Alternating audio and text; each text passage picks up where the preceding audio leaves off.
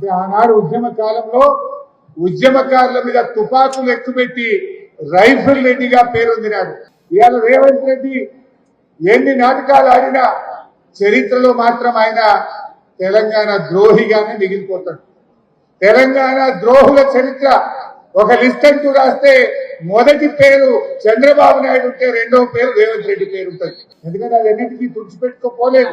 కానీ రేవంత్ రెడ్డి గారి మధ్య కాలంలో ఏం చేస్తుందంటే ఈ ఉద్యమాన్ని, మన ఉద్యమ చరిత్రను చిన్నగా చేయాలనో, మన కేసీఆర్ ఆనవాళ్లు లేకుండా చేయడం అంటే తెలంగాణ పోరాటాన్ని తక్కువ చేయడం, ఉద్యమ జ్ఞాపకాలను తొలగించే ప్రయత్నానికి రేవంత్ రెడ్డి గారు ప్రయత్నం చేస్తా ఉన్నారు.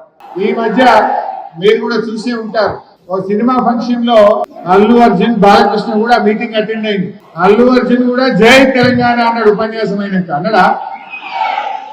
బాలకృష్ణ కూడా జై తెలంగాణ అన్నడా? కానీ రేవంత్ రెడ్డి మాత్రం జై తెలంగాణ అంటలేదు. ఆయనకు నిద్రలో కూడా జై తెలంగాణ యాదికి వస్తుంది, కళలో కూడా కేసీఆర్ కనబడుతుంది.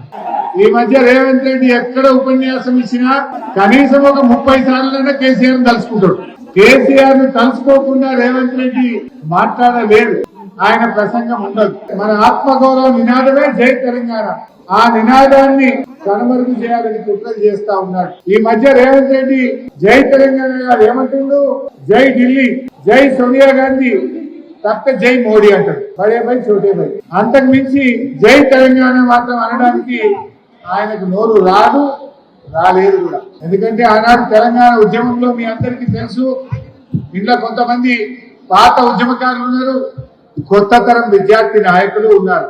ఆనాడు ఉద్యమం జరిగే నాడు కేసీఆర్ గారి నాయకత్వంలో రాజీనామాలు చేయాలంటే బీఆర్ఎస్ పార్టీ ఎమ్మెల్యేలు, ఎంపీలు, మంత్రులు, ఎంపీలు అందరం రాజీనామా చేసినాం.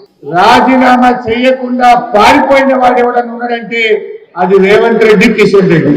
కేంద్ర మంత్రి కిషన్ రెడ్డి రాజీనామా చేయలేదు, ఈనాటి ముఖ్యమంత్రి రేవంత్ రెడ్డి రాజీనామా చేయలేదు. జిరాక్స్ కాగితం ఇచ్చిండు రేవంత్ రెడ్డి.